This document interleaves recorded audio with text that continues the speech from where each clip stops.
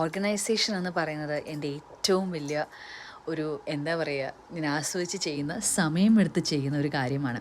അത് വീട് ഏറ്റവും അടുക്കി പിറക്കി വെക്കുന്നതിൽ, സാധനങ്ങളൊക്കെ ഒതുക്കി വെക്കുന്നതിൽ, തുണിയൊക്കെ മടക്കി വെക്കുന്നതിൽ ഞാൻ ഒത്തിരി സന്തോഷം കണ്ടെത്തുന്ന ഒരാളാണ് കേട്ടോ. ഒത്തിരി പേര് ചോദിച്ചിട്ടുണ്ട്, ഇതിനൊക്കെ ഇത്ര സമയം എടുക്കില്ലേ, കിച്ചണിൽ കുക്ക് ചെയ്യുമ്പോഴും അല്ലെങ്കിൽ അത്യാവശ്യം തുണി നനച്ച് കഴിഞ്ഞിട്ട് മടക്കി വെക്കുന്നതിനുമൊക്കെ ഇതിനെ ഇത്രയും സമയം എടുത്ത് ചെയ്യുന്നത്, എടുത്ത് ഉപയോഗിക്കേണ്ട സമയത്ത് ഇതൊക്കെ മാറിയും മറിഞ്ഞുമൊക്കെ വരില്ലേ, അപ്പം പിന്നെ ഇത് അടുക്കി വെക്കണ്ടേ? എന്നെ സംബന്ധിച്ച് ഞാൻ എങ്ങനെയാണോ വെച്ചിരിക്കുന്നത് അതേപോലെ തന്നെ എന്നും സാധനങ്ങൾ വെക്കാൻ ശ്രമിക്കുന്ന ഒരാളാണ്. ഒരു സാധനം എടുത്താൽ തിരിച്ച് അതേ സ്ഥാനത്ത് വെക്കണമെന്നും എനിക്ക് ഭയങ്കര നിർബന്ധമുണ്ട്. ഇതിപ്പോൾ നിങ്ങൾ കണ്ടുകൊണ്ടിരിക്കുന്ന എൻ്റെ കിച്ചൺ ക്ലോസറ്റിലെ ഓർഗനൈസേഷനാണ് കേട്ടോ. അപ്പോൾ കിച്ചണിലും ഞാൻ അത്യാവശ്യം അടുക്കി പറക്കി വെക്കുന്ന ഒരാളാണ്. അപ്പോൾ കിച്ചൺ ക്ലോസറ്റ് എന്ന് പറയുമ്പോൾ എൻ്റെ ക്ലോസറ്റ് സ്പേസ് ആകെ ഒരു 7 തട്ടുള്ള ഒരു ചെറിയ ക്ലോസറ്റാണ്. അപ്പോൾ നമ്മുടെ സാധനങ്ങളൊക്കെ നമുക്ക് എടുത്ത് വെക്കാൻ പറ്റുന്ന ഒരു സ്പേസാണ് ഈ ക്ലോസറ്റ് ഓർഗനൈസേഷൻ എന്ന് പറയുന്നത്. അപ്പോൾ ഇവിടെ ഞാൻ ഉപയോഗിച്ചിരിക്കുന്നതൊക്കെ തന്നെ ഗ്ലാസ് ജാർ അല്ലെങ്കിൽ ഗ്ലാസ് ബോട്ടിൽസ് ആണ്. എൻ്റെ കിച്ചണിലോ എൻ്റെ വീട്ടിലോ ഞാൻ ഏറ്റവും കുറവ് പ്ലാസ്റ്റിക് ഉപയോഗിക്കുന്ന ഒരാളാണ്. പ്രത്യേകിച്ച് കിച്ചണിൽ ഫുഡ് ഐറ്റംസ് ഒക്കെ സ്റ്റോർ ചെയ്യുന്നതും അല്ലെങ്കിൽ കുക്ക് ചെയ്തതിന് ശേഷം ഫ്രിഡ്ജിൽ വെക്കുന്ന ഫുഡ് ഐറ്റംസ് ആണെങ്കിലും ഞാൻ ഒരിക്കലും പ്ലാസ്റ്റിക് കണ്ടെയ്നേഴ്സിൽ വെക്കാറില്ല. പൊടികളും സ്പൈസസും ദാലും എല്ലാം ഞാൻ ഗ്ലാസ് ജാറിലാണ് വെക്കാറുള്ളത്. അപ്പോൾ ഈ കാണുന്ന ചെറിയ ഗ്ലാസ് ജാറുകളൊക്കെ തന്നെ ഞാൻ ആമസോണിൽ നിന്ന് പർച്ചേസ് ചെയ്തതാണ്.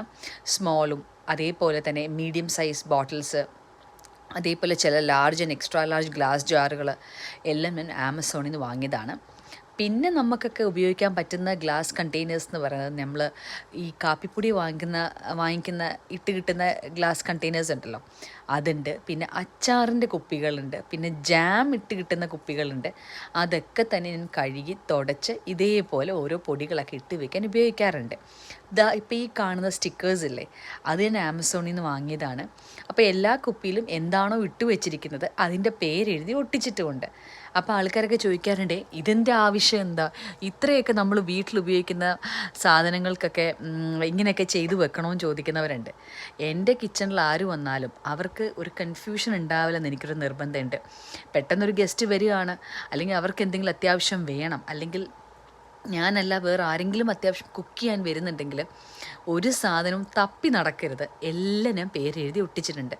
ഏറ്റവും മുകളിൽ കാണുന്ന ഈ റാക്കിൽ എല്ലാം സ്നാക്ക് ഐറ്റംസ് ആണ്. പിന്നെ ഹോൾ ടർമറിക് അല്ലെങ്കിൽ അങ്ങനത്തെ കുറച്ച് സാധനങ്ങൾ, പിന്നെ ഇട്ട് വെക്കാനുള്ള കാലി കുപ്പികളും ഞാൻ നല്ല തുടച്ചു വെച്ചിട്ടുണ്ട്. ആവശ്യത്തിനനുസരിച്ച് കുപ്പികളൊക്കെ എടുത്ത് ഇങ്ങനെ ഉപയോഗിക്കും. അപ്പോൾ ഈ കാണുന്ന എൻ്റെ ഈ ഓർഗനൈസേഷൻ വീഡിയോ നിങ്ങൾക്ക് ഇഷ്ടപ്പെട്ടെങ്കിൽ ലൈക്ക് ചെയ്യുക. അതേപോലെ എന്തെങ്കിലും കമൻസ് ഒക്കെ ഉണ്ടെങ്കിൽ കമൻറ്റ് ബോക്സിൽ രേഖപ്പെടുത്തുക. ഇത്രയുള്ള എൻ്റെ ഒരു ചെറിയ കിച്ചൺ ഓർഗനൈസേഷൻ വീഡിയോ.